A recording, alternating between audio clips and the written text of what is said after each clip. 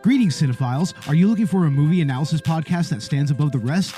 Then look no further than Collateral Cinema, the only movie podcast that matters. We analyze good movies, we analyze bad movies, and yes, we also analyze the in-betweens of the world of cinema. So if you like what you hear, find us on Facebook, Instagram, and Twitter. And listen to us on Apple Podcasts, Spotify, Google Podcasts, and wherever you get your podcasts. And yes, my friends, we are 420 friendly. So when you listen to us, smoke it if you've got it. And now, here's a new episode of Collateral Gaming. The show starts right now. Hey folks, how's it going? This is Collateral Gaming. You already know what time it is. It's time for a bonus round. Tonight, Ash and I'm Zach. Hello. We are going to be diving into the timeline from the Legend of Zelda video game series, up to and including Tears of the Kingdom. So stick around. The show starts right now.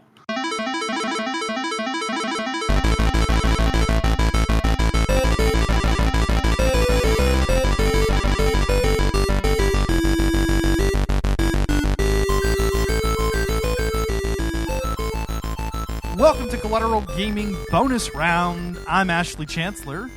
And I'm Zachary Gio. And we are podcasting straight from the United States. And yes, my friends, we are a 420 friendly podcast. So whatever you have, smoke it if you've got it. Unless it's crack or smoke. Yeah, unless it's let's just blanket, weed is good. If you're into psychedelics, that shit's kind of cool. But yeah, we don't really recommend anything else. Avoid the hard shit. We don't want anybody getting a heroin addiction because of us. Exactly. And I mean, neither one of us do the heroin. No. Isn't that shit instantly addictive? Like people do heroin and they're just instantly hooked for life. That's what I've heard, dude. Like I've tried. That's terrifying. I've tried coke and I was like, I don't really never need to do that again. But I will not Pepsi's do better. Meth or heroin because Pepsi's way better, dude. I'm just kidding. Pepsi's ass. Yeah. Also, for those of y'all listening, I'm playing Call of Duty right now because I got back into it, and I really wanted to talk to Ash about the Zelda timeline. So we decided to get out a bonus round this week because these are a little bit more open-ended. We're just gonna kind of shoot the shit. But also, the Zelda timeline is this big, beautiful, complex topic that sometimes makes sense if you know a little bit about Zelda, and it doesn't make sense at all if you know a lot about Zelda. So we're just gonna have some fun with this tonight. I'm really glad that we decided to do this shit. Hell yes, dude! I've been wanting to talk about the Zelda timeline extensively and kind of do an episode on this for a while because I am very passionate about this. Disclaimer before we start.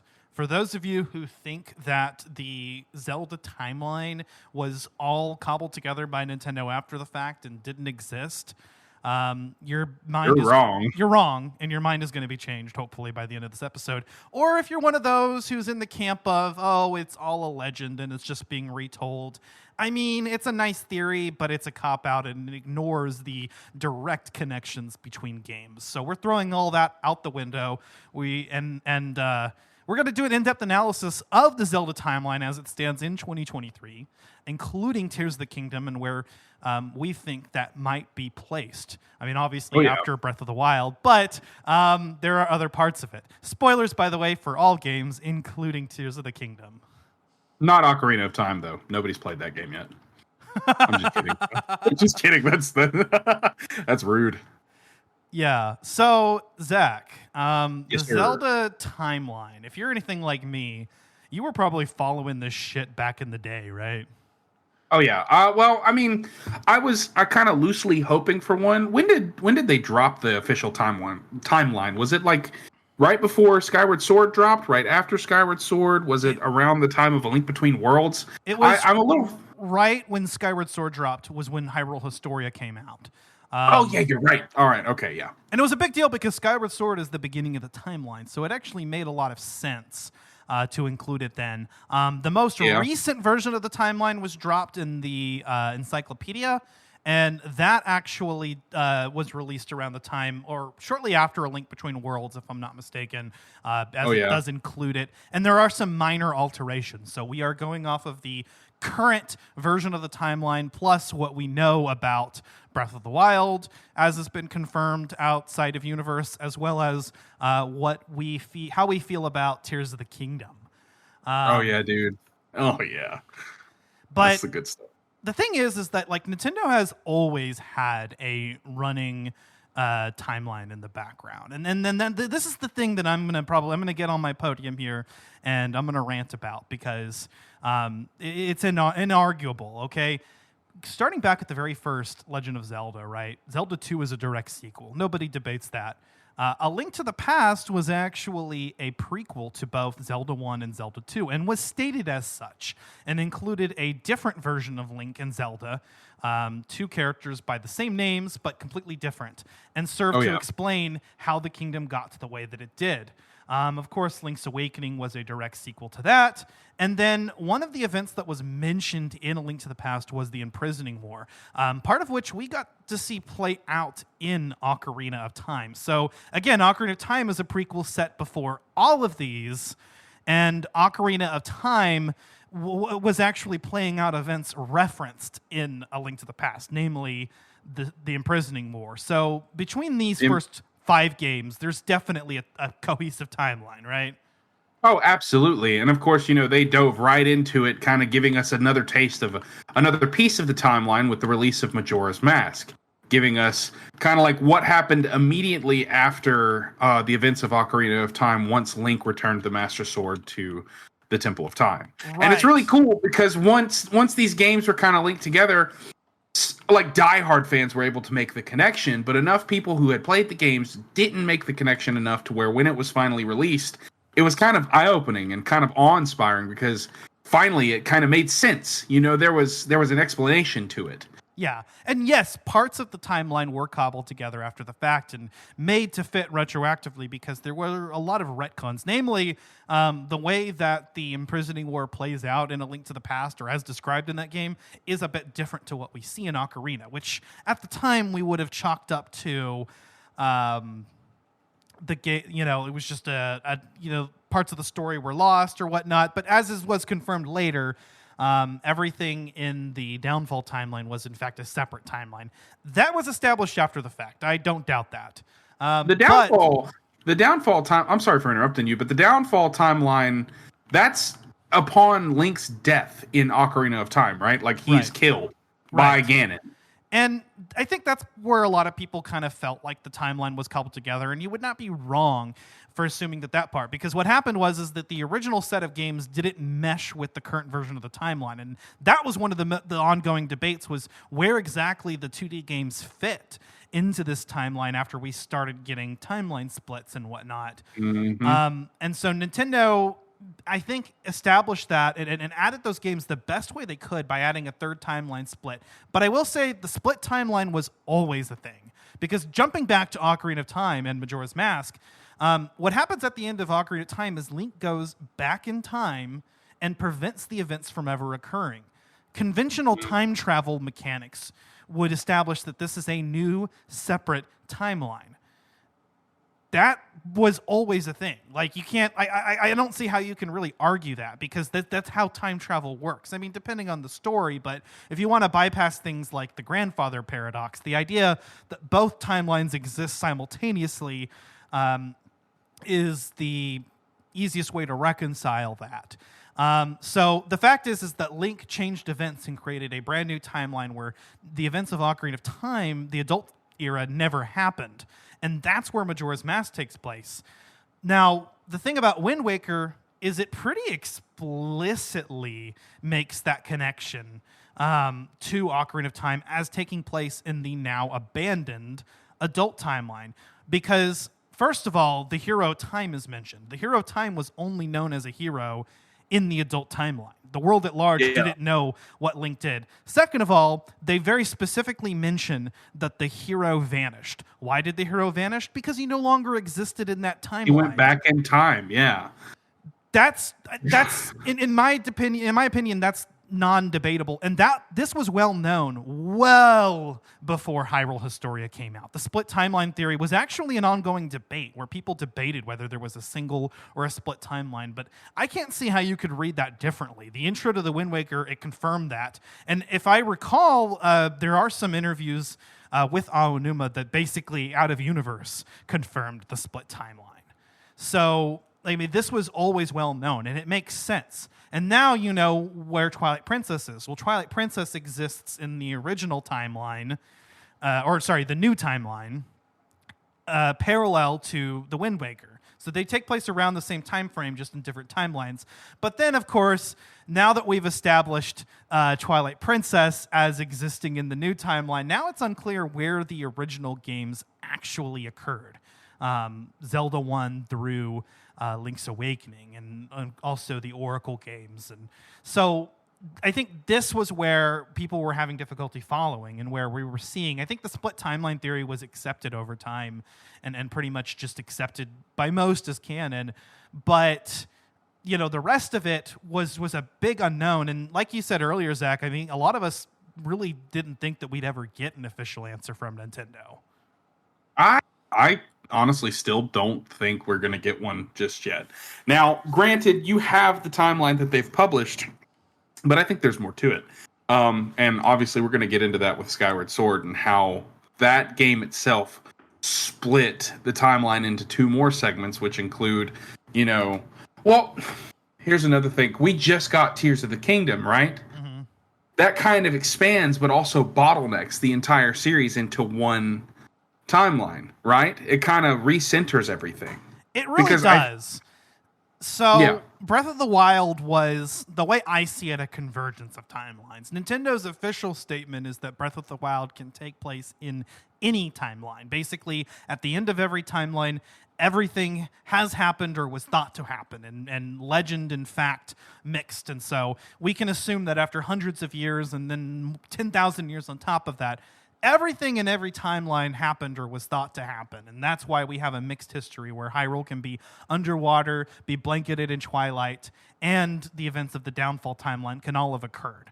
Or an entire new Hyrule can take place, considering the fact that after the events of Skyward Sword, Skyward Sword's the beginning of everything, but it could also be the end, considering the, what is it, the Ouroboros? Yeah, in Tears of the Kingdom? Yeah, the Ouroboros in Tears of the Kingdom was a predominant there. I mean, you and I talked about this. We watched a video, and I came into Tears of the Kingdom thinking that maybe they were actually going to tell us a story and do an entire time loop and like show the creation of Hyrule via Skyward Sword, or show like predate Skyward Sword and basically set those events in motion. That's not what ended up happening, but the Tears of the Kingdom still ended up having profound implications on the timeline, which we'll get into. I guess maybe we should just start from the beginning. I mean, we kind of went through release order, and the rest of the games kind of fall into place after that. But maybe if we start like chronologically and kind of go through it, Yeah, go ahead, dude. I'm along for the ride. I thought we were going to talk just like loosely about the timeline, and this man comes in with the facts, and I'm kind of enamored. I'm excited. Okay, so yeah, I think a lot of listeners may not be as familiar as we are, so maybe if we at least quickly run through it. But and I'm going off of my head, by the way. I just know this shit. But if there's anything that I'm wrong about, it's because I'm going off of my head. But we start with Skyward Sword, which was the basically, it's the start of the cycle. It explains why Link and Zelda and Ganondorf reincarnate. And yes, Ganondorf does reincarnate, and no, Tears of the Kingdom is not the first time he's done so. Although, yes, most of the time it's the same one. More on that later. Yeah. But it explains actually where they all came from. Zelda is the reincarnation of the goddess Hylia.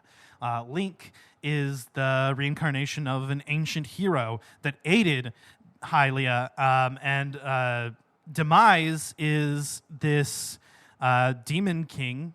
Apparently he carries the same epithet as Ganondorf, that Hylia fought some hundreds, thousands of years ago, who comes back. And at the end of that game, he curses Link's and Zelda's descendants and progeny, and therefore establishes the reincarnation of Ganondorf, saying that his hatred will live on.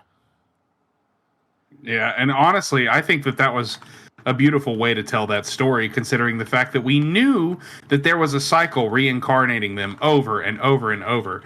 But the fact that, it wasn't Ganondorf, it wasn't Ganon, it was the Demon King, but it wasn't Ganon or Ganondorf. It was just the pure embodiment of hatred and malice incarnate, considering what Girahim did throughout Skyward Sword to, basically bring him back to life and sacrifice himself so that he could become his weapon, that vessel. And what I think we saw at the end of Skyward Sword was that vessel that was created to become Ganondorf eventually, which is super fucking confusing. But at the same time, it's really cool because we kind of now have an inkling about how everything truly got started, Right, and this takes place prior to the establishment of the Kingdom of Hyrule. Zelda is not a princess. She's the daughter of the headmaster of the Knight Academy. And however you say his name. And the Hylians live in the sky, in Skyloft, but we show how they eventually came back to the surface and would establish Hyrule. And Link and Zelda definitely were fucking...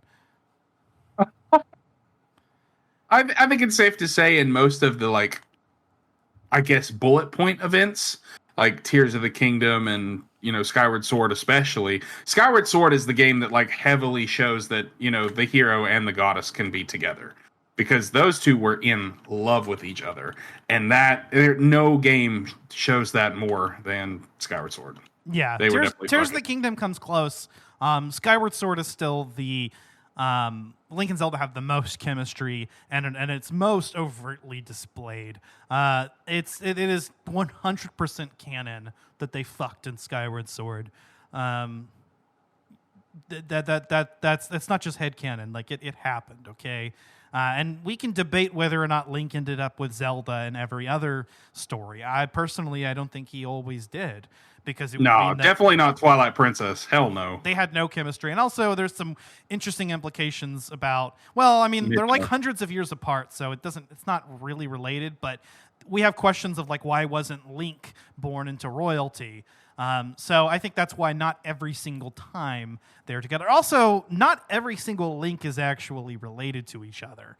In fact, the only confirmed case of actual descendant relationship is between the Hero of Time and the Hero of Twilight. Those are the only ones that have been confirmed. The Wind Waker Link, the Hero of the Winds, is explicitly not related to the Hero of Time because he can't be. Because he literally picked up the mantle while just on a quest to save his sister. Yeah. But I would say he inherited the hero's spirit, which transcends time. I think that's the important part, and that's how reincarnation works. There are some who would say that, for instance, that example was not reincarnation, but I think it still counts as reincarnation. The hero's spirit is just something that transcends time, like the Triforce does, right? Yes. Yeah, which once Link drew the Master Sword and inherited the spirit of the hero, I think that's when he was blessed with the Triforce of Courage. Because he had what it took to get inside the inner sanctum to pull the Master Sword and awaken all the monsters in the castle. Yeah. Yeah, I think it was called the Sanctum or something to that effect. I remember. So it's going to be some type of bullshit like that. Sanctum the inner Sanctorum. Sanctum. Okay, Sky High. Is that from Sky High? No, that's from Doctor Strange. Oh, okay. Never mind. Marvel Comics. Yeah, cut that out. Cut that. I'm just kidding. Nothing's getting cut out. This episode is unedited. But unless we really fuck up and somebody drops an N-word or something, which we don't do. Hell no. Hell no. Anyway.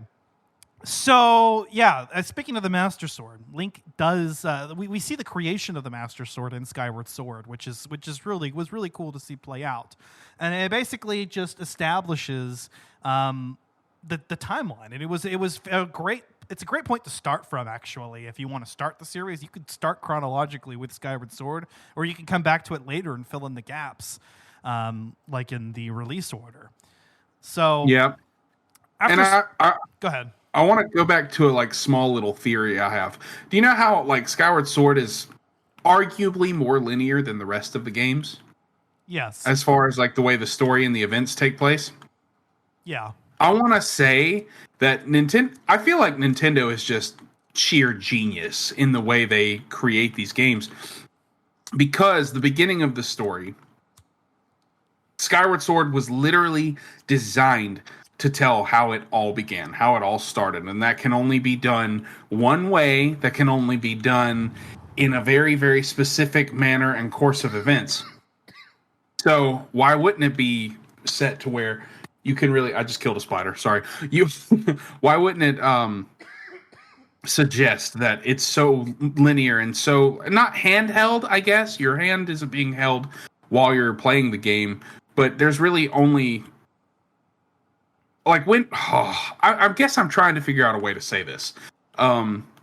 There's really only a certain way you can play Skyward Sword. And the story is beautiful because of it. Like they... I think arguably created the best story in the franchise because they make you stick to its path. Exactly, yeah. I would say that arguably, like, Skyward Sword has the best story, arguably, in the Zelda series because it's so linear. And it is similar to what we said about Metroid Fusion at one point. Both games are considered among the most, if not the most, linear games of their respective franchises. And yet... they're able to tell a story better because of it. And we even did make the point that parts of the progression of story in Tears of the Kingdom were more linear than in Breath of the Wild. And that actually had a positive effect on the telling of that story. It did. It did. There should have never... Like, Breath of the Wild's great, but there should have never been just such an open-ended way to tell a story. You know? I think that there should have been no way to see the memories out of order, because, well, I mean, I guess Link can remember things in different ways at different times, but it would be better if we just didn't know what happened right away, because in the first hour of playing the game, you actually find out what happened, basically. Yeah. You know what I mean? Like that's kind of the problem, is that there are no plot twists in Breath of the Wild. It's all known in advance, and obviously, they were doing their best to make an open-world game, but I feel like Tears of the Kingdom was able to make an equally open-world game, but know when to progress its story linearly in order to tell that story better, and just doing a better job with it, which was good. But jumping back into the timeline, and I guess moving on here, we have Skyward Sword, and then we have the Minish Cap, which was at one point considered the game that started all the games, because it explains why Link wears the cap or whatever. Although, I mean, it's such you can't really say that though, because Eslo is not going to be the yeah. Or do you think that Eslo could be the reason why the hero wears a cap like that? Well, Skyward Sword Link wears a cap like that, so. It just kind of begs the question of where did it come from? Kind of like how like Zelda 2 establishes that that they would just continually name princesses Zelda, but that game actually occurs at the end of its respective timeline. It doesn't actually explain how it happened any of the other times. So imagine that the timeline is very loose and things are forgotten and traditions are reestablished, I think is the best way to look at it. I would venture to say that the goddess had a hand in the naming of Zelda, considering the fact that in Skyward Sword, the beginning of it all, the goddess Hylia kind of reincarnated herself as Zelda. I think it's kind of a fate thing. I think it's kind of a this is set to happen. This is why Zelda's going to always come out. So either by accident or because there's some long-standing tradition of naming princesses Zelda. Either way, and I remember getting into it with somebody online about how like it just broke the timeline and it no longer makes sense because they had to name every Princess Zelda after that, and therefore Tears of the Kingdom broke the time. I'm like, no, it didn't, because what we can, of course, that was based on one understanding of where Tears of the Kingdom takes place, which I no longer subscribe to. But anyway, going off on a tangent here, but basically, like, there's no reason we can't, just assume at some point that they thought, oh, hey, here's some ancestor of ours named Zelda. And this could have been hundreds of years after the fact and started some kind of tradition. And there isn't always a tradition. Like I said, she could just somehow randomly be named Zelda because of fate. And that's kind of how this whole thing works. There's some kind of magic at play here that transcends time that is able to explain why there's always a Link and there's always a Zelda. But what's interesting about the Minish Cap is that it does take place in what seems to be kind of a early Hyrule, where it is an established kingdom. There's a castle, but there were parts of that game world that were meant to suggest that it was at the beginning of the timeline, and so there's not a whole lot that affects the timeline as a whole here, other than the creation of the Force Sword, which will come up again. But the Minish Cap was at one point the prequel to the entire series, where Ocarina of Time previously had been. And then you know what's funny? I've never actually played Four Sword and Four Swords Adventures, so I'm excited to hear your take. No, I haven't. I have not played those games. I didn't have friends. I'm just kidding. That's awful. But no, I never played them. I never had them. So I've played both. I had Four Swords Adventures on the GameCube, and I finished it. I later got Four Swords, I think, when it was it came out on the DSi, and it was like a limited thing, if I recall. And so I remember playing it with my buddy, and I finally got to experience that. Technically, I also had the GBA Link. I had the GBA Link to the Past, but I didn't have anybody to play Four Swords with me. I think we needed another cartridge to make that happen, so I never was able to make that happen. But anyway, Four Swords is actually the next game in the timeline, taking place directly after the Minish Cap. Well, 100 years or more. Obviously, a new Link, a new Zelda. Again, no big timeline ramifications other than the fact that it does Body, the villain of the Minish Cap, does show up again in Four Swords and will show up again later, along with the Four Sword. And the events of the Minish Cap are actually referenced. And so the Minish Cap would actually be released later and kind of explain all of that and show how it worked out. So it very much was a proto Skyward Sword, especially for that sub-series. Yeah. Oh, now I want to play Four Swords, dude. The first Four Swords game isn't heavy on story. It's mostly a multiplayer adventure, but it is a lot of fun. And so is Four Swords Adventures, which is actually more narrative focused. But Four Swords Adventures surprisingly actually takes place much later in the timeline. And there's a good reason for that, which has to do with the reincarnation cycles of Ganondorf, who, by the way, hasn't made an appearance yet. So we had Demise. He would come back later, but he hasn't yet, or we haven't seen him come yet. And then Vadi shows up. And then what we, for some time, have assumed was the first Ganondorf, maybe, may not be, shows up in Ocarina of Time, and that is the next game of the timeline. In Ocarina of Time, Ocarina of Time hits heavy with the Ganondorf lore. Yes. This is a story-heavy game like Skyward Sword. This is the cornerstone, the keystone of the entire franchise.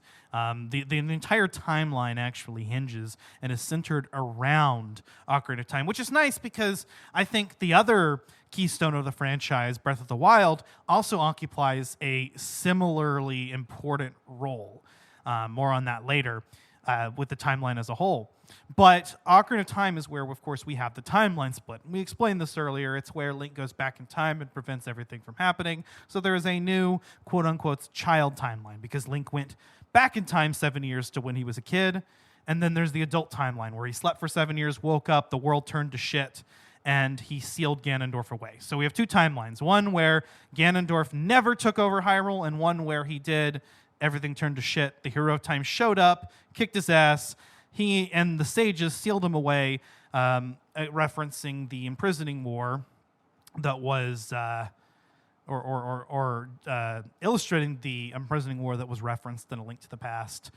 And with the minor issue where it wasn't just the sages who sealed Ganondorf, but it was the hero along with the sages. And the reason for that is because of the other timeline split in the series. But what we see here in Ocarina of Time is one timeline where everything went to shit. The sages and the hero sealed Ganondorf away, and then another where Ganondorf was prevented from ever taking over Hyrule and was executed, although not successfully, as seen in Twilight Princess. Yeah, which is horrifying, by the way, and that's... Just cover all the bases here. I don't know what the fuck to talk about. So, in the new timeline, we have Majora's Mask, of course. Same Link from Ocarina of Time. It is a direct sequel. And he goes off on adventure in another land known as Termina. No big ramifications on the timeline, although, except for the fact that this Link would later become the hero Shade, and maybe taking into account his adventures in Termina might explain the hero of Shade's attitude and the idea that he was never remembered as a hero, which is his biggest regret, as explained, I think, in Historia, because time forgot that he was a hero, and also the land of Termina ceases to exist, actually, according to Historia.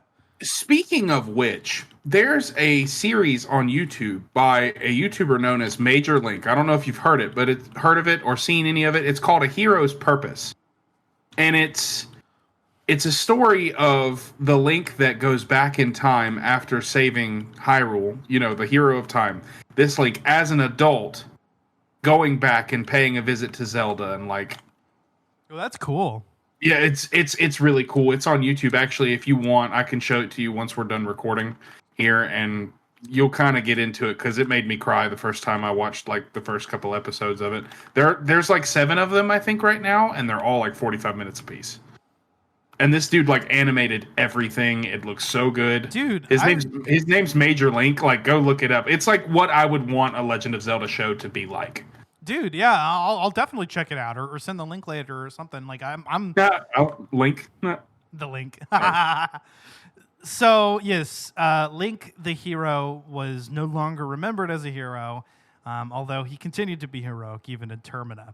So, hundreds of years later, after the events of Majora's Mask, in the new timeline, we see Hyrule blanketed in twilight, and this is where we actually have a scene that flashback that shows the events that occurred after when Ganondorf was during his attempted execution, and he gets banished to the Twilight Realm, and the events of the game start there, right? Yeah. We're also introduced to a lot of lore, like this interloper tribe, who would become the Twilight. We don't hear much of them before or since, but there are a lot of theories about who they might be, or if they have any kind of role in the other games of the series. But officially, no. Also, another fantastic story. Twilight Princess was really, really, really good. And again, explains this is the same Ganondorf from Ocarina of Time. He's just been in the Twilight Realm all this time. Interestingly enough, because in the previous timeline he had obtained the Triforce of Power, he is able to, during his attempted execution, awaken that power again, showing that some powers, like the Triforce, transcend time. Transcend timelines. And so, because he had acquired the Triforce of Power in a different time, he's able to now, unexpectedly. And that prevents him from being executed, and I guess gives him some form of longevity or immortality. So he comes back up in the events of the present and Twilight Princess, attempts to take over Hyrule again, and Link kills him. This is the first documented death of Ganondorf in our timeline. Yeah, and it's brutal too. It's very dark the way they do it. Yes, I swear, Link stabs him in the exact same spot that the priest stabbed him in Arbiter's Grounds. Very dark. Very dark. And this is interesting because in this timeline, the original games can't take place because Ganondorf never because Ganondorf was executed here, and he was locked in the Twilight Realm up until all that time. So he can't have become the Ganon that we see in Zelda 1 and 2 and in A Link to the Past. Or I guess Zelda 1 and A Link to the Past. Yeah. Aren't Zelda 1 and Zelda 2 in the defeated timeline? Yes, in the Downfall, which we'll get to it here in a minute. But the child timeline that we're currently in, interestingly enough, Twilight Princess, which has an adult Link, is in the child timeline, and The Wind Waker, which has Link as a child, is in the adult timeline. Yeah, it makes complete sense. Love it. After this, we do get Four Swords Adventures. So the reason this happens is because Ganondorf dies in this timeline, but Hyrule is not flooded. And so that's why we get a reincarnation. And the reason why this Ganondorf is a reincarnation and the first known reincarnation of Ganondorf is because he has a different backstory than is explained. There are some contradictions between his backstory and that we saw in Ocarina of Time. So this Ganondorf is actually a reincarnation, and that's why this game, Four Swords Adventures, actually takes place after Twilight Princess, because it's the only place in the timeline where that can happen. Ganondorf has to die to be reincarnated, and also Ganondorf is not in a Hyrule that's underwater, and the Ganon that we see in the era or in the Downfall timeline also wouldn't work. So this is the only place that Four Swords Adventures works. Somehow the Four Sword and the legend of it persisted through all this time, despite not being mentioned in the other games. It is a bit of an odd placement because you would expect Four Swords Adventures to be after the Minish Cap and Four Swords, but it's actually here because of that very fact.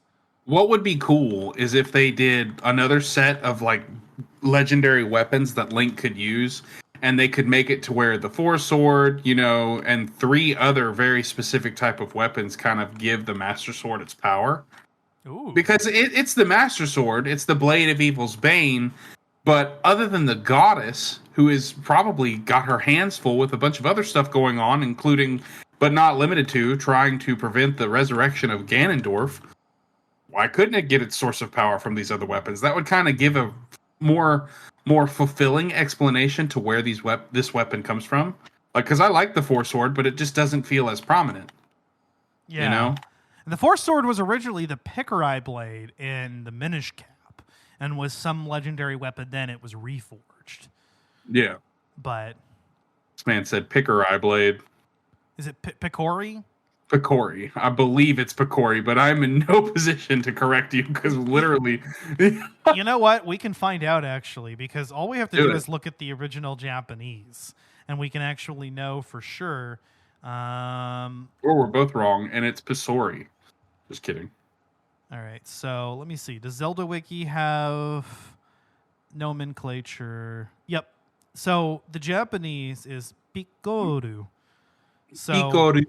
It actually should be Pikaru or Picor, but I guess they changed it to Picori. But that gives you a general basis of how it's supposed to be pronounced. It is Picori. Yep. Picori. Picori or Picori. I really like the Picori. I really wish they would give more story, and I wish we could get another 2D game. Like that's what I feel like needs to come next. We need a 2D game to kind of hold us over. Because I don't dislike Tears of the Kingdom, but I am slightly disappointed by, the lack of originality in everything other than, the actual story. Yeah. But that's another hill I swear to God I'll die on. I know what you mean. And I do agree with you in some respects there. But let's see, what were we talking about? Okay, yeah, so Four Swords Adventures. That's actually the end of the child timeline. So moving on.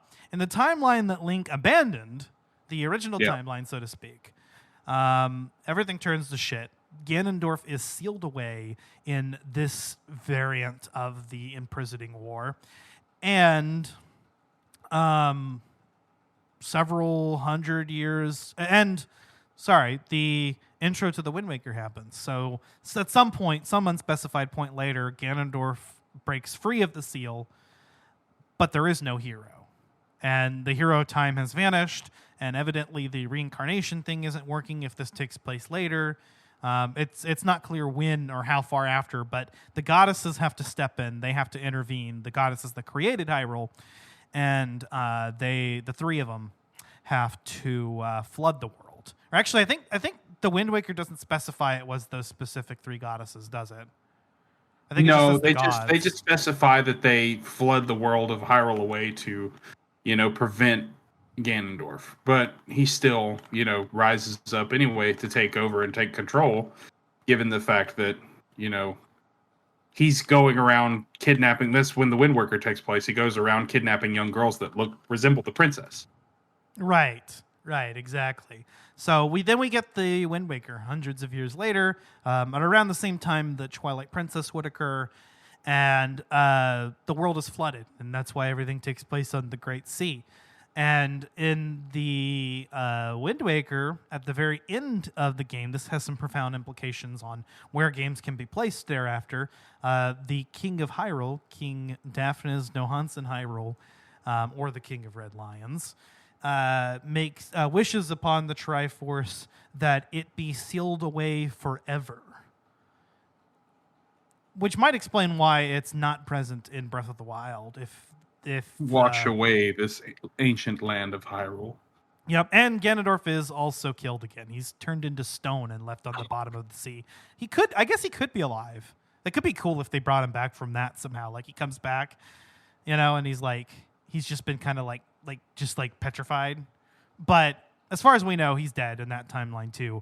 And then Link and Tetra, who is the new Zelda, still not sure how that works because she wasn't named Zelda at birth, but she's somehow still Zelda.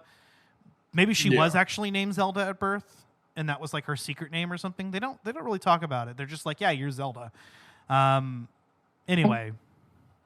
Yeah, they do really kind of just throw a wrench in there and like, hey, by the way, this is Zelda. By the way, Danielle called that shit out, by the way. When she watched me play through the Wind Waker, and she called that. Second she saw Tetra, she's like, oh, look, there's Zelda. Nice. I was like, damn it. High five, Danielle. Oh. I can't wait to meet her, man. She seems so cool. It's going to be a great time, and we're going to have an absolute blast. And then I'm going to fucking Jamaica with her, and we're going to eat all the food. Nice. Ugh. Fucking A, man. I'm so excited to go to your wedding. Anyway. I'm sorry, I'm yawning, bro. Oh, God. Okay, so moving on. Let's I guess we'll fast track through the rest of this so we can actually get going into the discussion part of this. So Link and Tetra / Zelda establish a new Hyrule. We see some events. The Phantom Hourglass is a direct sequel to The Wind Waker, involves the same Link and Tetra and some events that happened later, but no bearing on the timeline as a whole, so we'll leave it out of discussion. Phantom Hourglass happens. The most notable thing about that is that it does take place in that new Hyrule. It is the only game that we know to take place in New Hyrule. It features a new Link and Zelda, who's actually a Zelda some 100-odd years later. I think 100 years later, because some of the... I think Nico is still alive, that fucking bastard. Oh, Nico. I've never played Phantom Hourglass, too. What? Yeah, bro. I couldn't stand the controls. Did you play Spirit Tracks? Nope. That's right. I think he told me. Dude, those games are actually, I know the fandom hates on them, but they're Zelda games. They're still really fucking good. The fandom is just pretty hard on it because of what else we've had. But the stylus controls? The stylus controls are fun. The touch controls are actually really good. It's just some of the mechanics of the game are kind of an issue for a lot of people. Namely, the the Temple of the Ocean King, the Spirit Tower is actually vastly improves on that. But I never really minded either, to be honest with you. I thought Temple it was of the Ocean King. Temple of the Ocean King. That sounds like a really bomb-ass dungeon title, actually. Yeah, it's that central dungeon that you keep returning to, but you only have the time left in the Phantom Hourglass. So there's a time limit on it, and then after that you start taking damage. But the time nor damage occur when you're in a safe zone. Some of this might be coming back to you because I'm sure you at least got this far. No, I know. I played like the very, very beginning, like the first 5 minutes, and I just stopped. Really? Okay. Well, I was a little kid, and I didn't understand why it felt so shitty. Okay. And I just never went back to it. Fair enough. The controls are actually really good in my opinion. Spirit Tracks is even better because they implemented a double tap instead of a weird swirly thing to do the roll. But there's a trick to it. Anyway, both games are controlled entirely by stylus, and they're actually a lot of fun. I actually do recommend them. We will be doing an episode. I'd love to do a 2-part episode on the two because they work together.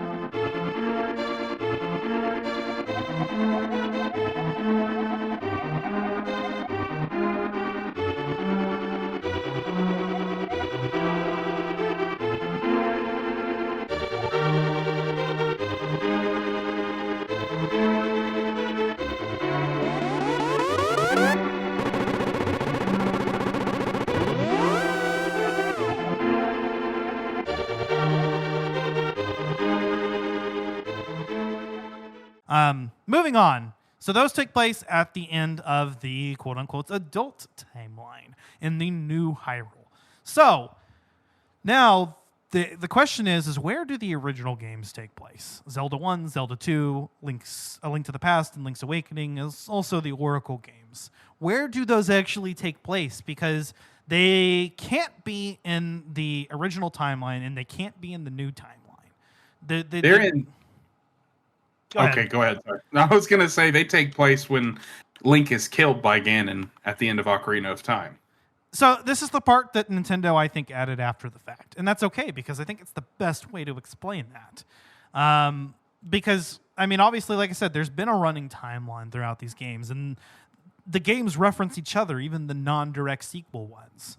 So, anyway, in a timeline where no time travel involved, but Link dies, specifically during the final battle against Ganon.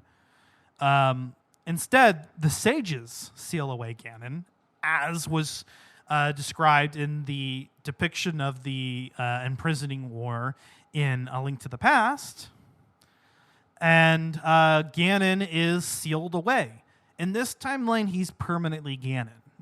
Because remember, in Ocarina of Time, at the very end of the game, he transforms into Ganon.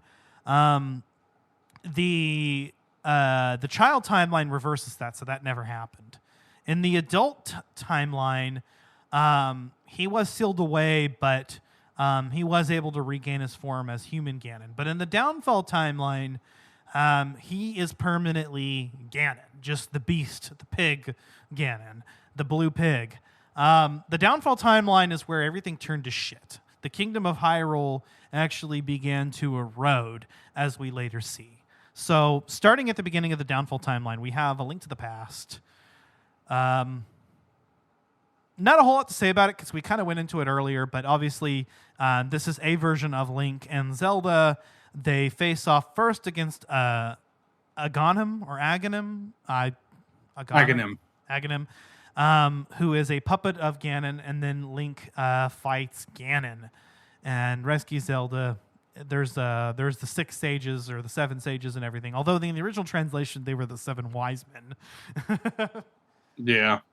But, the 7 sages, including Zelda, and everything's hunky-dory, I guess. Link goes and fucks off to Koholint Island, which was all a dream in Link's Awakening.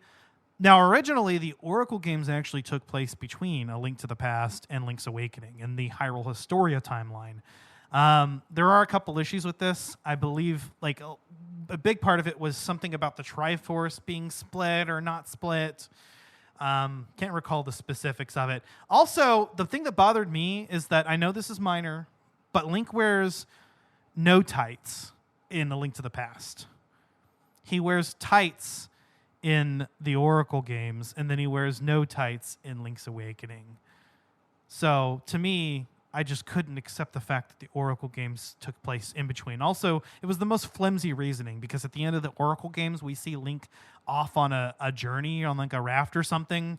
And so some people thought that meant that Link's Awakening had to take place after. That's been retconned. The Zelda timeline, by the way, may continue to evolve. That's something that was told by Nintendo, right? Yeah, absolutely.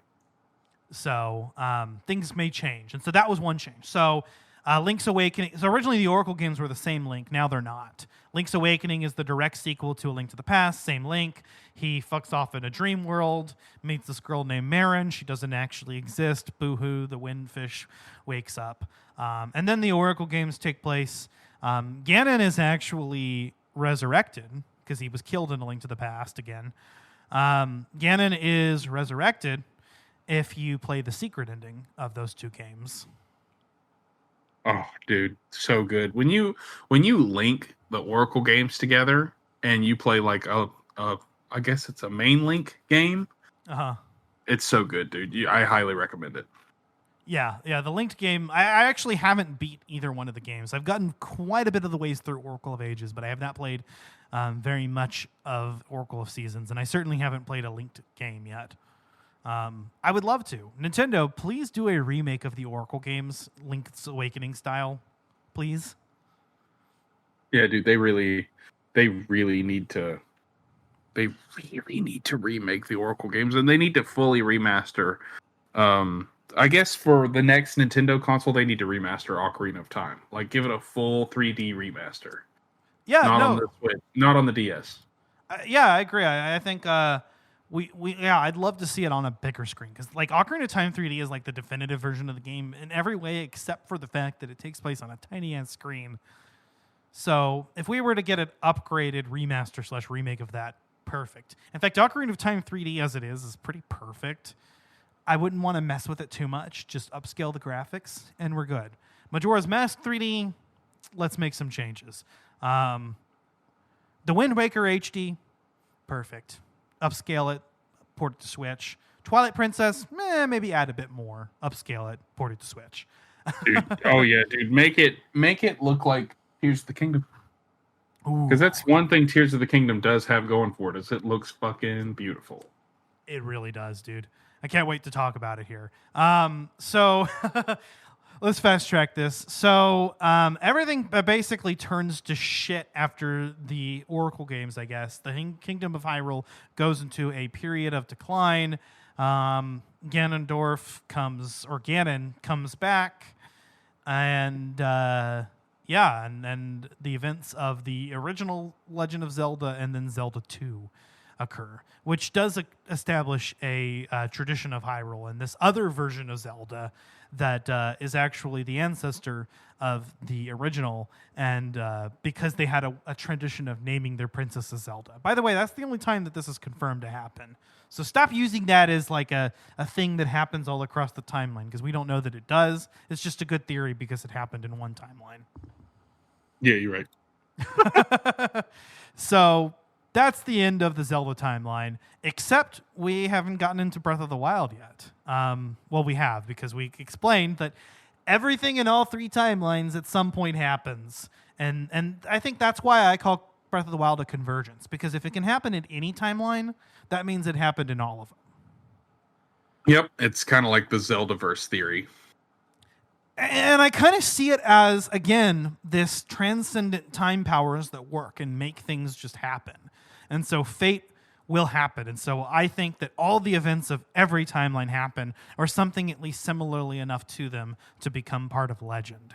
And so at some point, every Hyrule is or was thought to be flooded, blanketed in twilight, and into a period of decline. And then whatever hundreds of years it takes place, thousands of years it takes place to get to that, add 10,000 years after that, and we have Breath of the Wild. Oh, so many years. Side note, 10,000, as I recall, the kanji for 10,000 in Japanese can also be taken to mean 1,000,000 or any arbitrarily large number. So 10,000 years is not like a definite thing, but I guess in the localized version of it is. But in the Japanese version, if I'm understanding the Japanese language correctly, it could be any number of years. Yeah, you're right. Any arbitrarily large number. So Breath of the Wild is kind of a reset point in a lot of ways, right? Yeah, I would think that Breath of the Wild kind of just allowed Nintendo to take a step back and say, okay, what do we want to do with this series? Because we're running out of ideas for linear gameplay. We need a new, fresh start, but we also need to make this make sense. And I think one thing that they did was probably the perfect thing that they did. And I think I mentioned this in our Breath of the Wild episode. But Breath of the Wild kind of basically appealed to both fans of the timeline and people who hated it. And basically said, it all doesn't matter now. Because at some point everything happens, and it doesn't really matter which timeline Breath of the Wild takes place in. In a lot of ways. Which, when they did that, it kind of made me feel like the timeline was worthless to begin with. But they wanted to give somebody an answer. They were kind of going that direction with, Link to the Past, Ocarina of Time, and Majora's Mask. And then they started releasing all these 2D games with completely different stories. And it just made me feel like they stopped caring about it at a certain point. If that makes sense. Yeah. Yeah, I know what you mean. And I think part of me was also a little bit disappointed. But that being said, I mean, I think it does allow Nintendo a certain amount of freedom, because it means that they can make any Zelda game and they don't have to worry too much about where it places in the timeline, because historically they haven't, right? They've just developed the game and then they've retroactively fitted it in there. Yep.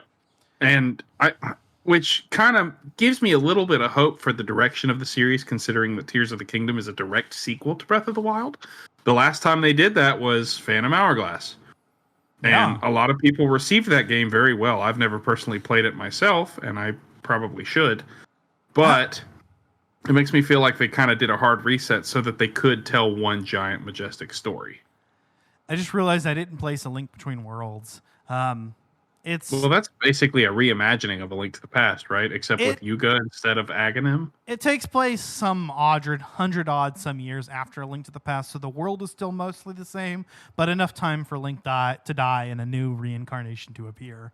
So, enough time for Link to die. So in the Downfall timeline, after or before the Oracle games, I don't think it really matters too much. It's connected to that side, and it's before the original Legend of Zelda.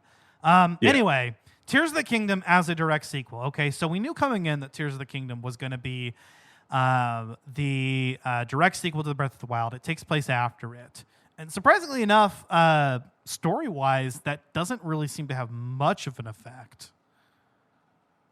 Yeah. Kind of a standalone story because it does feature the same Link and Zelda, and it does take place after. And some And characters a lot of the same characters remember Link and reference him, but I feel like the game is user friendly enough that it doesn't really rely a whole lot on what happened in Tears of the Kingdom, and that's a good thing. Yeah. And actually, most Zelda sequels are the same way. Actually. Yeah, you're right about that. But I don't. Do you think they'll do a third game, or do you think that they kind of, closed it with Tears of the Kingdom? It leaves it open, but I think ultimately Nintendo's probably going to move on to something else. I think that would work favorably for them since Tears of the Kingdom is already kind of unfairly compared, and it's seen as maybe not even unfairly, fairly, very similar to Breath of the Wild, more so than a lot of sequel games have been, right? Like it. The more I play it, the more it does feel like DLC. But at the same time, it completely different abilities. Completely different story, different ways to approach the same world. Right. So it's just. But it's a lot to think about. Here's the hot topic: does it break the timeline? I don't think so. I think this can be explained. You just have to apply some modicum of sense to it, as you always have with the Zelda timeline before Nintendo fed it to us. I think that Tears of the Kingdom makes its own timeline because we've stated that Breath of the Wild is kind of like a convergence. You could argue that Tears of the Kingdom kind of sets what really happened, while the rest of the games could simply be legend. Right. So the main problem here is not the placement of Tears of the Kingdom, because we know that it takes place after Breath of the Wild, the present events, but it's the placement of the events of the Dragon Tears quest. Some 10,000 plus years in the past, where Zelda becomes part of history. And by the way, it is a time loop, so the Ouroboros does make sense in the end, but that's in the Tears of the Kingdom logo. But because we see the light dragon in the very beginning of the game, so Zelda always travels to the past. Zelda is always a part of that past. The past that Link knows, at least in this version of the timeline, always had Zelda in it. Yep. That's important to mention because time travel works differently depending on the game. Even within the same game. Ocarina of Time both has a divergent timeline, a alternate timeline method of time travel, but also the immutable time loop / bootstrap paradox with the Song of Storms. and that's similar to the way that it works with Zelda in Tears of the Kingdom. Those events always occurred. But the question is where does that take place? Because when we first played through the game, we actually agreed that this must take place somewhere between Skyward Sword and Ocarina of Time, or even before the Minish Cap, you could say, because the King Rauru and Queen Sonia are introduced as the very first king and queen of Hyrule. Well, yeah, because I would think that it takes place between Skyward Sword and Ocarina of Time, because Skyloft comes to Hyrule, they create this new Hyrule, and then boom, eventually they meet the Zonai, and the Zonai kind of convene with the Hylians, and eventually, Rauru meets Sonia. They have, they come together, they rule Hyrule. I feel like this would be after the passing of Link and Zelda, though, and then the events of Tears of the Kingdom happen, That's where I feel. I feel like Tears of the Kingdom is in between Skyward Sword and Ocarina of Time, while also being at the very end of it. Originally, I thought so. But then there are some issues. So, Tears of the Kingdom introduces a new Ganondorf. This is not the same Ganondorf as Ocarina of Time. That's fine. We know that Ganondorf can reincarnate. Just because it's usually been the same Ganondorf / Ganon doesn't mean it always is. Four Swords Adventures featured a reincarnation. Ganondorf himself is a reincarnation of Demise, so I'd be content to believe that this actually was the first known Ganondorf. and that the Ganondorf that we see in Ocarina of Time undergoes very similar events, but not quite the same. There's an imprisoning war, but it's not the same thing at all. There's a different set of sages. The circumstances are different. Some people, in fact, felt that because of this was actually a retelling of the timeline. I actually personally disagree with that, but I can see where that's kind of come into play, going back to like the whole like legend theory and the fact that Breath of the Wild establishes that it's not known what is fact versus what is legend. But we definitely know that if we consider this one cohesive timeline or set of timelines, then the imprisoning war, there has to be at least two different events known as the imprisoning war. But history repeats itself. We know this is something that happens and has happened in the Zelda timeline. But there are some problems, because if this is the Ganondorf that the reincarnation of Ganondorf before the one in Ocarina of Time and the rest of the games that are connected to it, then how did he reincarnate? Because this version of Ganondorf was sealed away. That's what happens in the imprisoning war. But he's not dead. He's dormant for thousands of years. How is he able to reincarnate? The game explains that Calamity Ganon is a effect of his malice leaking out and working on its own. And by the way, Calamity Ganon was explained at one point as Ganondorf reincarnating so many times that he was just pure calamity. He just gave up. He gave up reincarnation and just assumed a pure form of malice and hatred. Yeah, and which actually I think specifically that's Dark Beast Ganon. And we can retcon the fact that that's applied to Calamity Ganon, because Tears of the Kingdom establishes that that's that Ganondorf's malice leaking out. But beside the point, Ganondorf can't reincarnate if he's sealed away. One other problem, the Rito exist at this point in the timeline that Tears of the Kingdom talks about. The Rito exist and look exactly like they do in Tears of the Kingdom, in Breath of the Wild and Tears of the Kingdom.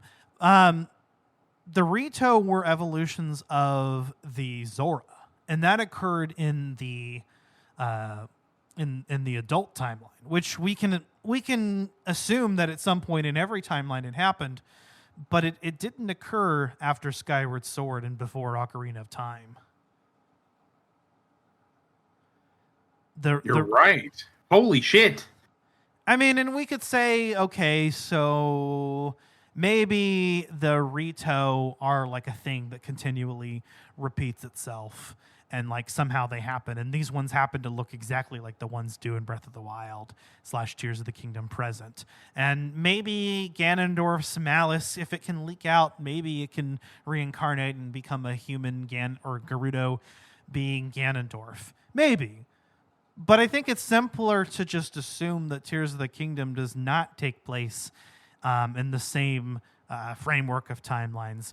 But in fact, in all of those hundreds and thousands of years that exist between the end of each respective timeline and Breath of the Wild, which we know enough time passed for there to be some kind of futuristic civilization, right? Yeah, absolutely. Also at the beginning of the timeline prior to Skyward Sword, as it happens. Oh God, it gets more confusing the more you dig into it, but it also gets cool because it's just they've been planning this since the very first game. Yeah, like big, yeah, definitely. But parts of it, like the timeline, like it's incredible. But yeah, we know that enough time has passed for that to happen. So, and we know that in at least the adult timeline, if we're assuming that all of these events eventually repeat themselves or thought to have repeated themselves in each timeline, that eventually a new Hyrule is established. So why can't we just say that Rauru and Sonia are the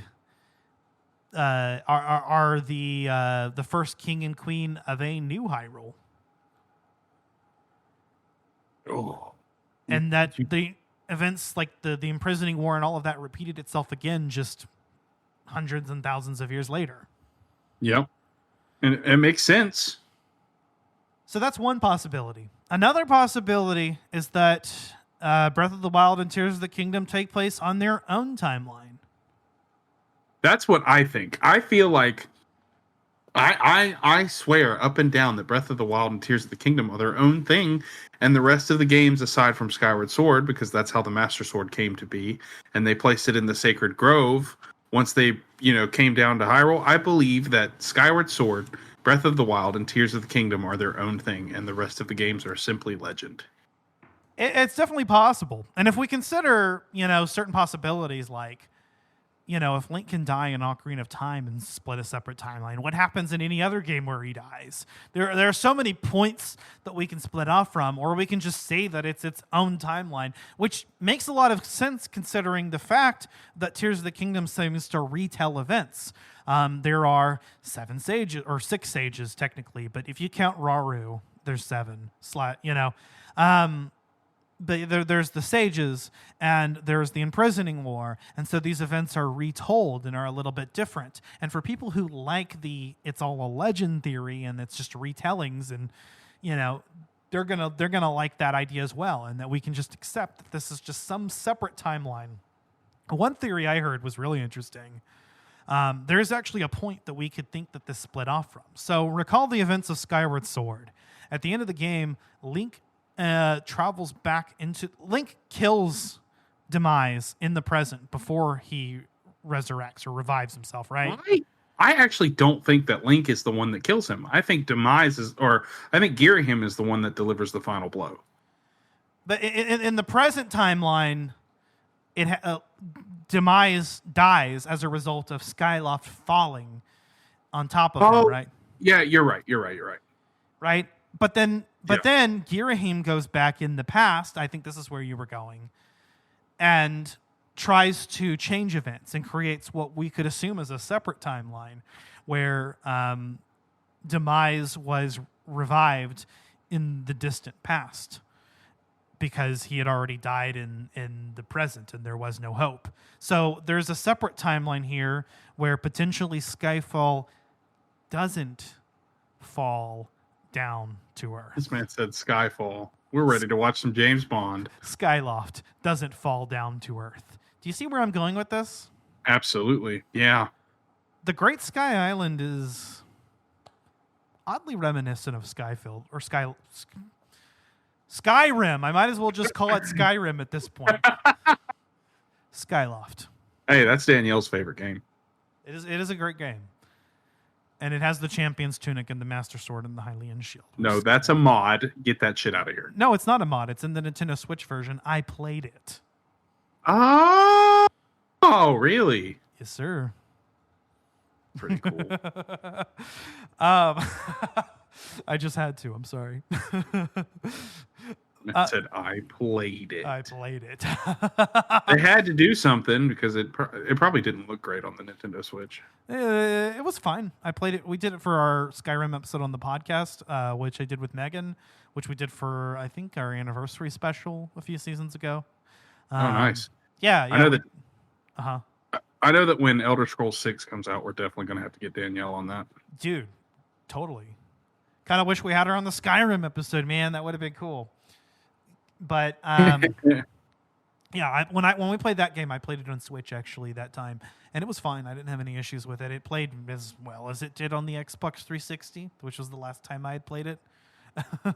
You know what would have been really cool? If if the Great Sky Island is just an abandoned Skyloft. That's what I'm saying. What if? Oh, okay. Well, no, I'm thinking, where is Sky Keep?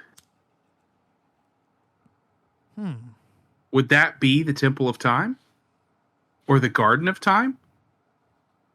It's something to think about. That you think. It's something to think about. Something to think about. Yeah, so that's a theory. This, the Breath of the Wild timeline could be the abandoned timeline where, or I guess the new timeline that Girahim created. But we know that Link travels back to their original timeline, not to this new present, because things are exactly the way that they left them. So either that, or I think in Skyward Sword we may have assumed that Link was able to alter the past back to its original, and so there was no new timeline. But there's a new timeline where Link and Zelda and Girahim were not a part of before, or at least not those versions of them.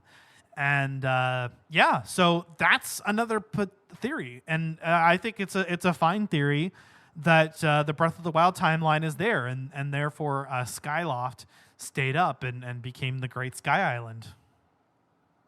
It's pretty cool. It's a possibility. So obviously, I mean, I think at some point Nintendo will probably provide an answer on this. I like that they're releasing games and just kind of letting us think about it, like letting it stew. Watch them do it beyond you and our lives, Ash. It's like we're 90 and we're still waiting on an answer. They got back to us about Breath of the Wild, and it was actually in line with what I thought it was. It's just, it's just a different way of kind of explaining that. My answer was that it's a convergence and that it takes place in all timelines. Nintendo's was that it takes place in any timeline. And I took that to mean that it basically affirmed what I thought, which was that it's basically a convergence. It's like this event occurs in all of the timelines. But we can now accept that maybe it's a separate timeline. And so that could explain how every single event of the other three timelines somehow made its way into the Breath of the Wild timeline, or possibly made its way. Was because I think one of the chief explanations is that the history of Hyrule is it's not known what's reality and what's legend. Yeah. And I think that that's cool. I think that it's probably a good idea if Nintendo keeps it somewhat ambiguous even. Oh yeah, let us play with the ideas for a little bit.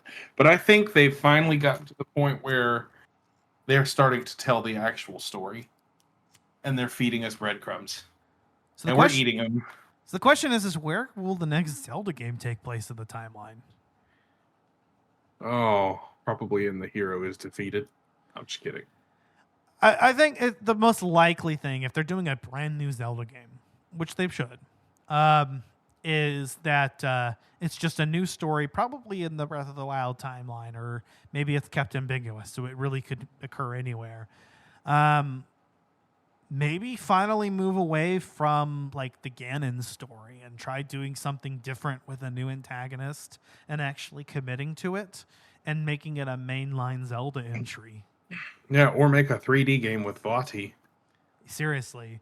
The possibilities are endless. And obviously, I'm talking about like the next like major release. Before that, we'll get another we'll get another Zelda game, which I think the best thing to do would be to make like a traditional style Zelda game, maybe even a 2D one, like you said. Hey, I would love that.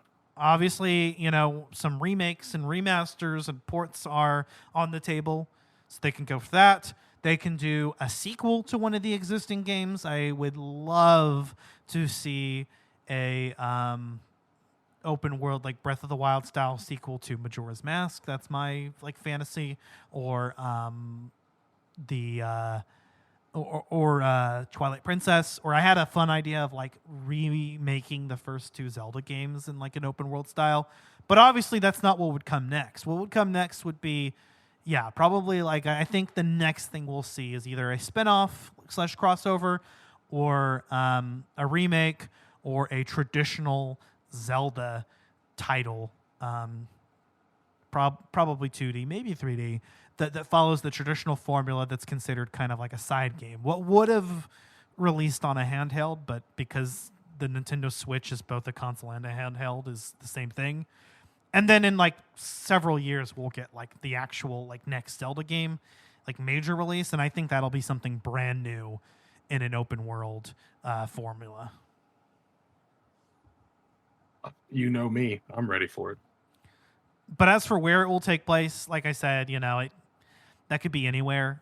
The Breath of the Wild timeline is nice because there's a lot of freedom there, and not having to tie it to what's happened in the last games. Like I said, Breath of the Wild was probably the best thing Nintendo could have done for the franchise at the time, because it allowed them to effectively reboot the timeline. And I know that you and I are a little unhappy that the past of it was discarded, but it's nice that like Nintendo can return to that if they want, but they're not beholden to it. They can kind of go wherever they want. Well, I am yawning. All right, so I mean, To be honest, I have no idea where the hell they're going to take this, but the fact that I have no idea, but I'm still invested and excited means they're doing more than enough. Exactly, dude. Exactly. So yeah, I think that just about covers it. You basically just destroyed all of that description. I was just kind of sitting here taking out that information in. So I thought I knew a lot about the timeline, and then this man's just like, here you go. I'm sorry, I'm very, very passionate about this. No, it's good stuff. Like this is the episode I was waiting for. Well, Zach, any thoughts as a whole on the Zelda timeline or my interpretation of it? I thought your interpretation of it was very, very tastefully done.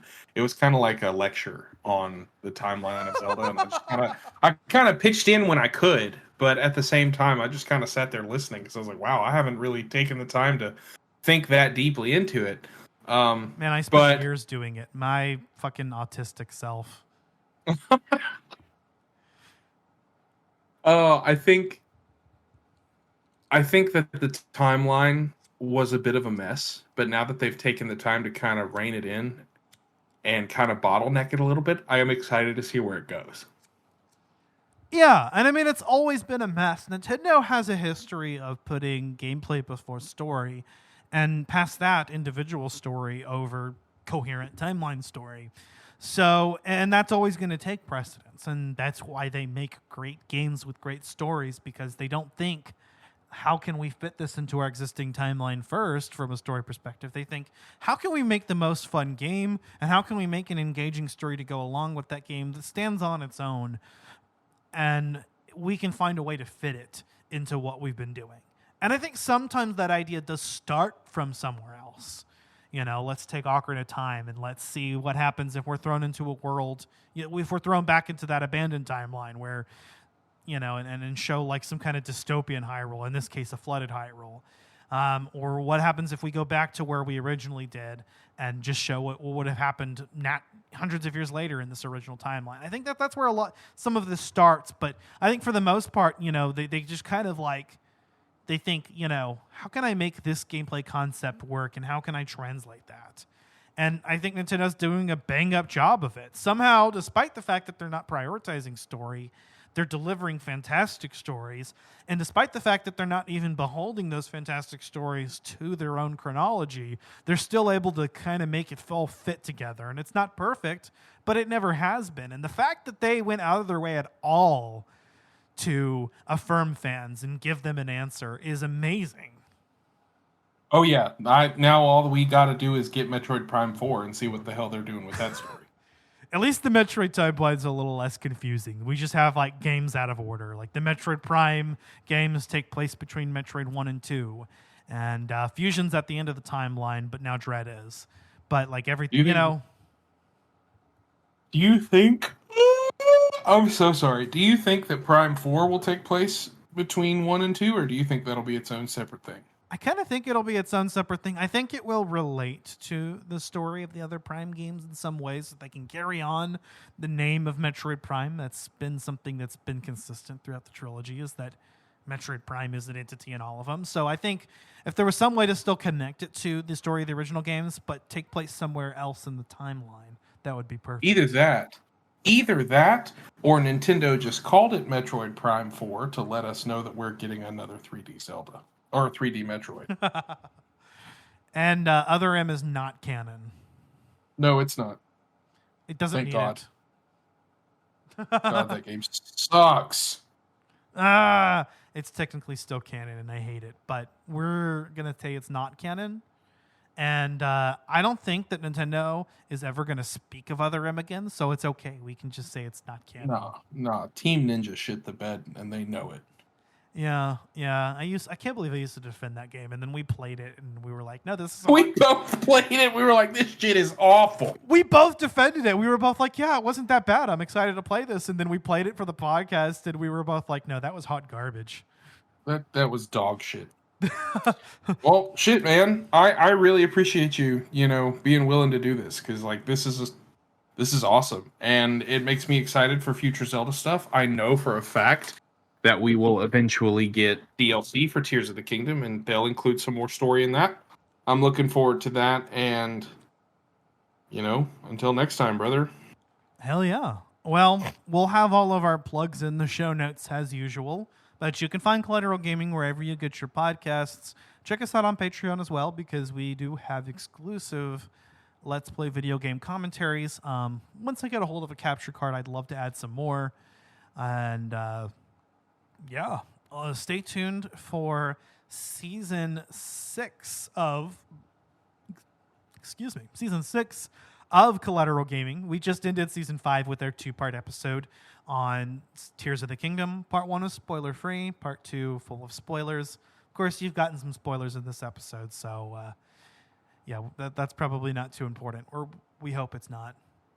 No, I mean, it's kind of your fault if you stuck around this far, but we do appreciate it. Exactly. So, I think this was a fun episode. I've been wanting to do this for a while, and I know that we didn't really get to talk about the timeline placement in our Tears of the Kingdom episodes, and I wanted to. I think there's still more Tears of the Kingdom content to release. I think we wanted to do a boss rankings episode. Maybe we can fit that in probably next season. Yeah, I would say we should do the boss ranking episode after we get this inevitable DLC. Ooh, maybe even wait on it, or do the boss ranking episode and then come back and actually just talk about the DLC. Because I would love to do probably a bonus round just focusing on the DLC. You're right, but we'll see. We're planning out the next season. We're coming into season 6 with Spider-Man on the PS4 and PS5, and Spider-Man Miles Morales. October will be some of our spooky content as per usual, our Halloween special, and then because Spider-Man 2 is coming out, see, we're building up to this in the late October. We'll be covering it in November. Again, part 1 spoiler free, part 2 the full deal. Oh, dude, I can't wait for Spider-Man 2. Oof. It's going to be a contender. I still think Zelda's going to win Game of the Year. There's very few timelines exist where Breath of the Wild, where a new Zelda game is not Game of the Year. Well, I mean, we'll find out. We'll find out. We'll find out. But I honestly, even thinking about the other contenders, I mean, obviously Spider-Man 2 hasn't come out yet, but thinking about some of the other contenders, I don't know if any of those would have won over Tears of the Kingdom. But we'll see.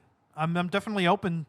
But personally, there's a part of me that really wants to see Zelda because it's my favorite game franchise. It's the one that I think we talk about, we come back to the most. And right now, Tears of the Kingdom is my favorite Zelda game. So it is phenomenal. I'm doing a playthrough of Skyward Sword with Danielle right now, so we're having a good time. Fuck yeah. Oh yeah, dude.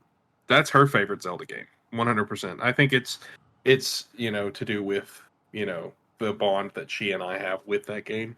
But, it don't matter. I know that's been yours. I don't know what your current standing is. Hard to say. As far as open world Zelda, Tears of the Kingdom is the way to go. But linear Zelda, Skyward Sword's my baby, dude. I fucking love that game. That's a reasonable opinion. And I identify with that because I had a difficulty picking between Breath of the Wild and Majora's Mask. But I think Tears of the Kingdom did enough for it to really deserve that number 1 spot. But there could still be some recency bias. I still need to complete the game. I don't know that I'll 100% complete it because I don't know that I'm going to actually get every single fucking Korok seed. But I know that I'm going to get to a point where I'm going to say, yeah, this is everything that I wanted out of this game. As much as... Oh, sorry. Go ahead. I was just going to say, as I did with Breath of the Wild. I was going to say, I know for a fact that I will not find all 1,000 Korok seeds. I refuse to ever do that shit again. Yeah, fuck that. Since I know the actual reward is the same thing. It's a troll move. Well done, Nintendo. But at the same time, we know that that's I again, we've said this so many times now, but I don't think that we can really actually consider that necessary for completion. To consider yourself to have conquered this game. I don't think you need to find every Korok seed. I think you just need to find as many as is comfortable to you. Maybe enough to upgrade all your inventory. Oh yeah, I can definitely get behind that. But well, that's enough, I think, for now. Yeah, we've kind of been going for a couple hours now, I think. An hour and a half is what we're clocked at just about now. Oh, nice. Okay, good. So, yeah, I mean, for a bonus round, this was actually kind of a long episode, but there was a lot to talk about. Oh, yeah. And for me, a lot to listen to. But hey, I'm not going to complain about it. Thank you guys for tuning in and shooting the shit with us. Bonus rounds are always a lot of fun. And, yeah, Ash? Yeah, I think that's really all there is to say. That being said, I've been Ashley Chancellor. I've been Zachary Guillo. This has been Collateral Gaming Bonus Round. We are out.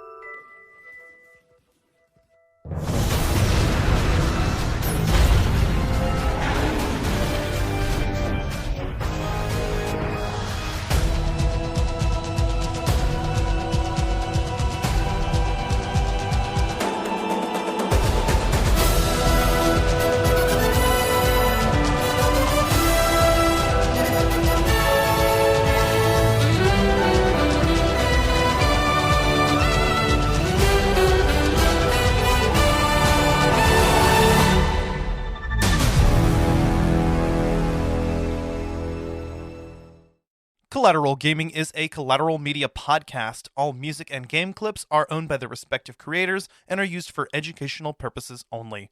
Please don't sue us. We're poor.